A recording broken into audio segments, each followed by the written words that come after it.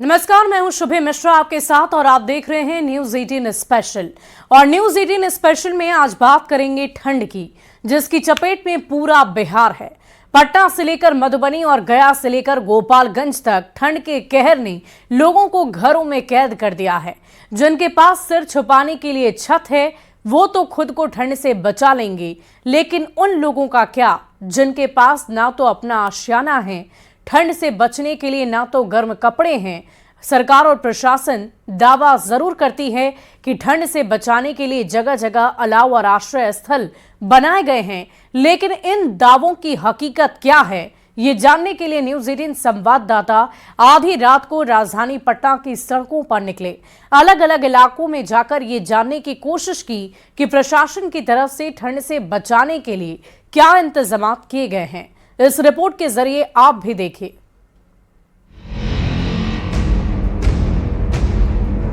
पूरा बिहार शीतलहर की चपेट में है। दिन में चलती पछुआ हवा के थपेड़ों से जनजीवन पूरी तरह से प्रभावित हो रहा है, तो रात में जैसे जैसे तापमान गिरता है, ठंड का असर प्रचंड होता जा रहा है। जो लोग घर में हैं वो काफी सुरक्षित हैं, लेकिन जिन लोगों को इस शीतलहर में भी बाहर निकलना पड़ता है उनके क्या हालात है। राजधानी पटना में ठंड से बचने के लिए प्रशासन ने कैसे इंतजाम किए हैं, खासकर उन लोगों के लिए जिनके सिर पर या तो छत नहीं है या फिर किसी मजबूरी की वजह से उन्हें रात में बाहर निकलना पड़ता है। पटना में ठंड से बचाने के लिए प्रशासन ने कैसे इंतजाम किए हैं, लोग खुद को ठंड से कैसे बचा रहे हैं, यही जानने के लिए न्यूज 18 संवाददाता रजनीश कुमार रात में पटना के अलग अलग इलाके में निकले और जानने की कोशिश की कि लोग खुद को ठंड से बचाने के लिए क्या कर रहे हैं।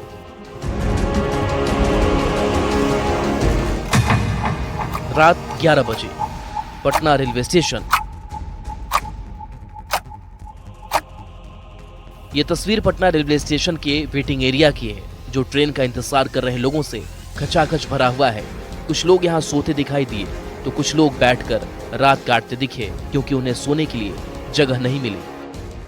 बिहार में शीतलहर का प्रकोप जारी है और कोहरे की मार से भी लोग परेशान हैं। ऐसे में मुसाफिरों की रात कैसे कट रही है, यही जानने के लिए हम पहुंचे हैं रात के 11 बजे पटना जंक्शन पर। और पटना जंक्शन पर आपको जरा दिखा दें, वेटिंग एरिया की ये तस्वीर है।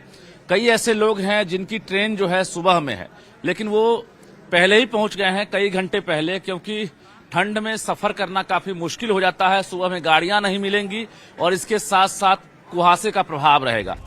स्टेशन के बाहर तेज हवा चल रही है, ऊपर से शीत भी गिर रहा है। ऐसे में इतनी ठंड में बाहर खुले में बैठना नामुमकिन है। यहाँ वेटिंग एरिया में दिख रहे लोग अपने अपने ट्रेन का इंतजार कर रहे हैं।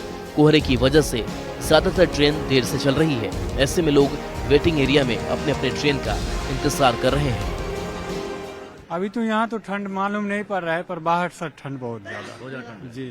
यहाँ वेटिंग एरिया में आराम मिल रहा है जी, अभी तो आराम मिल रहा है, पर जगह का थोड़ा कमी है यहाँ पर। अच्छा जी, नहीं तो यहीं पे रेस्ट कर लेता, पर यहाँ जगह नहीं मिल रहा है, तो जाना पड़। यही हमारी मुलाकात मुजफ्फरपुर के रहने वाले दीपक कुमार ठाकुर से हुई, जो मुंबई जाने के लिए घर से निकले, लेकिन ट्रेन लेट है। वेटिंग एरिया में आराम करने पहुंचे, लेकिन यहाँ भीड़ इतनी है कि बैठने की जगह नहीं है। मैं तो मुंबई जा रहा हूँ, LTT। मुंबई जा रहे हैं जी। कितने बजे ट्रेन है? 11:45 की है गाड़ी। ऐसे राइट टाइम है? राइट टाइम तो दिखा रहा है, मगर पता नहीं आगे जाके। अब ये घंटा टाइम है बचा हुआ। कितने बजे आए आप? मैं तो मुजफ्फरपुर से आया हूँ, उधर से गाड़ी नहीं थी, पवन था, मगर वो छोड़कर चला आया हूँ यहाँ पे। सोचा हूँ यहाँ पर आराम करने की जगह नहीं मिली। यहाँ पे जगह कहाँ है, जगह ही नहीं है, सारे जगह सो ही रहे ठंड में हैं। और मुश्किल है। रेलवे स्टेशन का हाल जानने के बाद संवाददाता रजनीश कुमार पटना के दूसरे इलाके पहुंचे और जानने की कोशिश की कि बेघर लोगों के रहने के लिए नगर निगम ने क्या व्यवस्था की है। रात 12 बजे जगह पटना का माल रोड। पटना के माल रोड में बेघर और गरीब लोगों के रहने के लिए नगर निगम ने आश्रय स्थल बनाया है, ताकि कड़कड़ाती ठंड में लोगों को खुले आसमान के नीचे रात ना बितानी पड़े। जब संवाददाता रजनीश कुमार यहाँ पहुंचे तो लोगों के रहने के लिए काफी अच्छी व्यवस्था मिली। तो ये माल रोड निःशुल्क आश्रय स्थल में हम पहुंचे हैं। रात के 12 बज रहे हैं और 12 बजे रात की तस्वीर आपको हम दिखा पा रहे हैं कि कैसे इसमें जो है मुफ्त में जो असहाय लोग हैं या जरूरतमंद हैं उनके ठहरने का इंतजाम किया गया है और लोग चैन की नींद यहाँ पर सो रहे हैं। खुले आसमान के नीचे जो लोग रह रहे थे उन्हें काफी परेशानी हो रही थी। न्यूनतम तापमान में लगातार गिरावट हो रही है। ऐसे में जिला प्रशासन और नगर निगम में देख सकते हैं किस प्रकार से इंतजामात किया है और इसके लिए कोई चार्ज नहीं देने पड़ रहे हैं। इस आश्रय स्थल में लोग आराम से रह सके, इसके लिए काफी अच्छी व्यवस्था की गई है। यहाँ लोग चैन से सोते दिखाई दिए। व्यवस्था तो ठीक है सर। क्या सब दिख रहा है? इससे पहले कभी रहे थे रैन बसेरा में? पिछले जी साल? हाँ, पिछले साल 1-2-4 दिन रहे थे। क्या अंतर दिखा उससे इसमें? उससे जी इस साल तो बढ़िया है। इस साल ज्यादा बढ़िया है। हम्म, टीवी भी लगा हुआ हाँ, और टीवी लगा है, सब शौचालय बन गया है। कोई परेशानी नहीं ना है? नहीं, परेशानी नहीं है। बिहार सरकार की मदद से नगर निगम ने काफी अच्छी व्यवस्था की है। यहाँ लोगों की सुविधा के लिए आश्रय स्थल में सोने के लिए 40 बेड लगाए गए हैं। पानी और शौचालय की अच्छी व्यवस्था देखने को मिली। ओढ़ने के लिए कंबल की व्यवस्था है। आग से बचने के लिए फायर सेफ्टी का इंतजाम किया गया है। लोगों के मनोरंजन के लिए टीवी और वाईफाई लगाया गया है। लोगों की सेफ्टी के लिए सीसीटीवी कैमरा लगाया गया है। यहाँ सो रहे लोगों ने नगर निगम की व्यवस्था की तारीफ की। बताया कि पहले ऐसी व्यवस्था नहीं होती थी, लेकिन अब ठंड से बचने के लिए सारे इंतजाम किए गए हैं। यहाँ रहने के लिए कोई पैसे नहीं लिए जाते हैं। ये सारे इंतजाम नगर निगम खुद करता है। ये बताइए कि इस बार जो बेड की संख्या हम देख पा रहे हैं, कितनी संख्या है? 44 है सर। 44 है आपके यहाँ? अच्छा, सभी के सभी फुल डाला है? सभी सब फूल है। अच्छा, इसके लिए कोई चार्ज तो नहीं देना पड़ता? कोई चार्ज नहीं, बस क्या आधार सब कार्ड सुविधा जरा बताइए। सुविधा है सर। कम्बल मिल रहा है, चादर मिल रहा है, बेड मिल रहा है, सब मिल रहा है सोने के लिए। और ये खाना पीना, बड़ बाथरूम, पानी। आश्रय स्थल की हकीकत जानने के बाद संवाददाता रजनीश कुमार पटना के व्यस्ततम गांधी मैदान के कारगिल चौक पर पहुंचे, जहां पूरी रात चहल पहल रहती है। रात 12:30 बजे जगह पटना का कारगिल चौक। कारगिल चौक पर रात 12:30 बजे काफी चहल पहल दिखी। पुलिस की मौजूदगी की अच्छी खासी दिखी। इसी बीच रिक्शा और ऑटो चलाने वाले यहाँ अलाव तापते दिखे। जानकारी के मुताबिक प्रशासन ने करीब 82 से ज्यादा जगहों पर अलाव की व्यवस्था की है, ताकि इस कड़कड़ाती ठंड से लोगों को राहत मिल सके। रात के 12:30 बजे हम पहुंचे हैं पटना के कारगिल चौक पर और कारगिल चौक पर आपको दिखाते हैं कि यहाँ पर लोग ठंड से कैसे बचने की कोशिश कर रहे हैं। तो ठीक हमारे पीछे ये कारगिल चौक है और देखिए कि पुलिस भी अपनी ड्यूटी कर रही है रात में और गांधी मैदान थाना की 2-2 जिप्सी यहाँ पर आपको नजर आएगी और जो पुलिस के जवान हैं, अधिकारी हैं, वो इस वक्त पेट्रोलिंग करते हुए नजर आ रहे हैं। इसके साथ साथ रैन बसेरे की तस्वीर तो आपने देख ली है। अब जरा अलाव की तस्वीर दिखाते हैं, क्योंकि हर शाम जो है चौक चौराहे पर जिला प्रशासन की तरफ से अलाव का इंतजाम किया जाता है और चौक चौराहों पर लकड़ी गिराई जाते हैं। तो ये लकड़ी जो गिराए गए हैं यहाँ पर आप देखिए कैसे, चाहे वो ऑटो चालक हो, ई रिक्शा चालक हो या फिर जरूरतमंद लोग हों, किस प्रकार से चौक चौराहे पर जो अलाव है उसका एक तरह से लाभ उठा रहे हैं। बिहार में पारा लगातार गिरता जा रहा है। खासकर रात में तापमान इतना गिर जाता है कि बाहर निकलना मुश्किल होता है। लेकिन इसी शीतलहर के बीच पटना के जेपी गोलंबर में हमें कुछ ऐसा भी देखने को मिला जो हैरान करने वाला था। रात 1 बजे जगह पटना का जेपी गोलंबर। संवाददाता रजनीश कुमार जब जेपी गोलंबर पहुंचे, यहाँ सड़क किनारे बैठी कुछ महिलाएं दिखी जो रात के 1 बजे एक हल्की चादर ओढ़े हुए थी। जब हमने इनसे जानने की कोशिश की कि इतनी रात को ये लोग खुले आसमान के नीचे क्या कर रही हैं, तो सुनिए इन्होंने क्या कुछ बताया।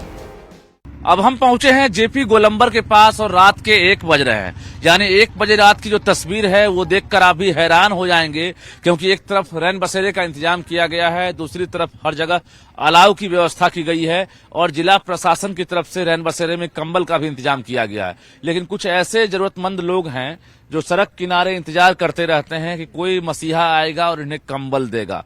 तो ये तमाम महिलाएं हैं जो रात में आपको यहाँ पर नजर आ जाएंगी, पटना के मौर्या होटल के पास, गांधी मैदान के आसपास और जेपी गोलंबर के पास। तो ये तमाम लोग, जो भी गाड़ियां इधर से गुजरती है, दौड़ पड़ती हैं और उसके बाद कंबल की उम्मीद करती हैं। ये महिलाएं पटना के आसपास के क्षेत्र से यहाँ आई हैं। इन्हीं महिलाओं में से हैं पटना के मसौड़ी की रहने वाली शांति देवी। उन्होंने बताया कि उस सड़क किनारे बैठकर कंबल मिलने का इंतजार कर रही है कि कोई देवदूत बनकर आएगा और इन्हें कंबल देगा। कहाँ से आई हैं आप? मसौड़ी से। मसौड़ी से आई है? हाँ। अभी घर से रात में निकलती हैं ठंड में? ठंड निकल आई, गरीब आमदी है ये तो कहाँ से तिराड़ मसमा था, ये तो कौन कमाए वाला है, देवे वाला है। तो देख ले कि सब कहा जाए थे कमल ला, तो जाए हमू कमल लगी। सब आ रहे थे कंबल लेने के लिए? हाँ। नहीं मिला कंबल? ना। फिर लौट के घर जाइएगा मसौड़ी? तो का करम। जानकारी के मुताबिक पटना में कई जगह लोग इसी तरह से कंबल मिलने का इंतजार करते हैं। हालांकि सबसे ज्यादा हैरानी की बात यह है कि इन महिलाओं के पास अपना घर है, बावजूद इसके ये लोग इस तरह सड़क पर क्यों रह रही है। खैर, शीतलहर की चपेट में पूरा बिहार है। हालांकि अच्छी बात यह है कि प्रशासन और नगर निगम ने पटना में बेघर लोगों के लिए अलाव और आश्रय स्थल की काफी अच्छी व्यवस्था की है, जिससे लोगों को इस कड़कड़ाती ठंड में राहत मिल रही है। पटना से न्यूज़ 18 के लिए रजनीश कुमार की रिपोर्ट। और बिहार में एक तरफ ठंड के कहर ने लोगों का जीना मुश्किल कर रखा है, तो लोगों की लापरवाही की वजह से सड़क दुर्घटनाएं भी बढ़ गई है। सड़क सुरक्षा को लेकर हर वर्ष करोड़ों रुपए केंद्र सरकार और राज्य सरकार खर्च करती है, लेकिन आप ये जानकर हैरान रह जाएंगी कि बिहार में सड़क दुर्घटना और सड़क दुर्घटना में मौत का आंकड़ा आज भी डराने वाला है। वो भी तब जब बिहार पुलिस मुख्यालय ने बिहार की सड़कों की सुरक्षा और ट्रैफिक कंट्रोल को बेहतर बनाने के लिए फरीदाबाद स्थित institute of road traffic education से पिछले वर्ष सर्वे भी करवाया था, लेकिन ये तमाम कोशिशें नाकाफी साबित हो रही है।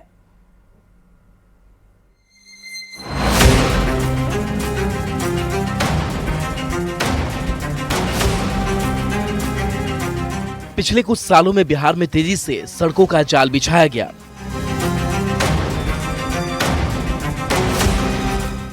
बड़ी संख्या में स्टेट हाईवे से लेकर नेशनल हाईवे का निर्माण हुआ ताकि यातायात को सुलभ और सुरक्षित बनाया जा सके, सड़क दुर्घटना में कमी आए।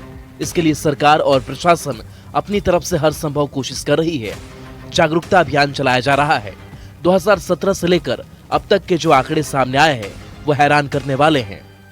साल 2017 में पूरे बिहार में 8,855 सड़क दुर्घटना हुई, जिसमें से 5,554 लोगों की मौत हो गई।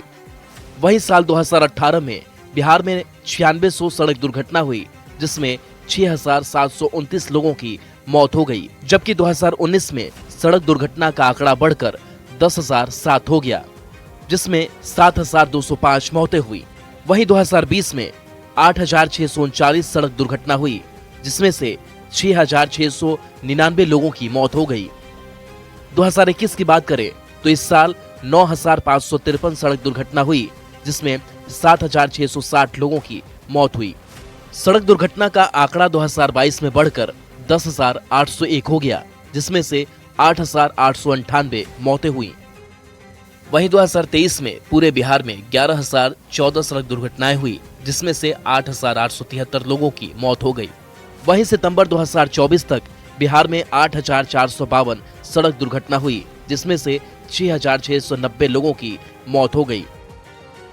इन आंकड़ों से आप अनुमान लगा सकते हैं कि बिहार में हर साल न सिर्फ सड़क दुर्घटनाओं की संख्या में इजाफा हुआ है, बल्कि सबसे ज्यादा चिंता की बात यह है कि जितनी भी सड़क दुर्घटनाएं हुई हैं, उसमें 50% से ज्यादा लोगों की मौत हो गई, जो काफी हैरान करने वाली है। बिहार में ट्रैफिक व्यवस्था को दुरुस्त करने और सड़क दुर्घटनाओं में कमी आए, इसके लिए बिहार यातायात पुलिस ने पिछले साल फरीदाबाद के institute of road traffic education से सर्वे कराया था। लेकिन आपको जानकर हैरानी होगी कि जो सड़क दुर्घटना को रोकने के लिए सर्वे रिपोर्ट में जो मानक तय किए गए थे, बिहार पुलिस उस पर अमल नहीं कर पाई।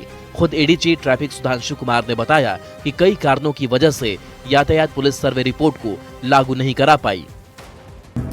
देखिए, सर्वे जो है वो लास्ट ईयर फरवरी मार्च में कंप्लीट हुआ। उसके बाद आपको मालूम है कि चुनाव का समय आ गया, जिसमें बल वगैरह का कई बार डाइवर्जन होता है। चुनाव सबसे महत्वपूर्ण प्रक्रिया है, प्राथमिकता की सूची में आता है सबसे ऊपर, और इस वजह से उस तरफ हम लोग प्रवृत्त नहीं हो सके। बिहार में सड़क दुर्घटना और उसमें होने वाली मौत का आंकड़ा कितना भयावह है, इसका अंदाजा इसी से लगा सकते हैं कि 2024 में सितंबर तक की रिपोर्ट के मुताबिक। देखिए, ये एक लॉन्ग ड्रॉन प्रोसेस है, चूँकि इसमें हमें ह्यूमन बीइंग से डील करना है और जो उनका बिहेवियरल एस्पेक्ट है उसमें परिवर्तन लाना है। तो ये काम ओवरनाइट होता नहीं है, इसमें समय लगता है। इसी वजह से आप देख रहे होंगे कि चुनाव जो हम लोगों ने प्रयास किए हैं उसका कुछ क्षेत्रों में अच्छा परिणाम सामने आया है, जबकि अक्टूबर से लेकर दिसंबर तक के आंकड़े आने अभी बाकी हैं। इसमें सिर्फ मौत के आंकड़ों को देखें तो काफी ज्यादा है। जब हमने सड़क दुर्घटनाओं के बढ़ते ग्राफ को लेकर एडीजी यातायात सुधांशु कुमार से सवाल किया तो उन्होंने कहा कि ये लॉन्ग प्रोसेस है, जिसमें समय लगेगा, लेकिन जल्द ही इसमें कमी आएगी।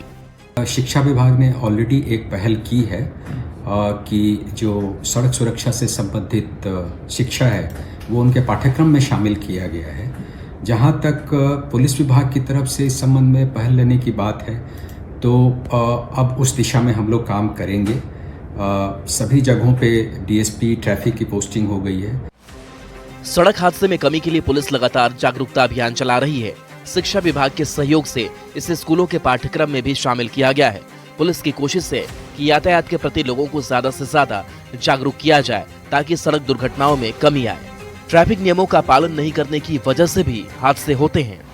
अपनी लेन में ड्राइविंग नहीं करना भी हादसे की बड़ी वजह है।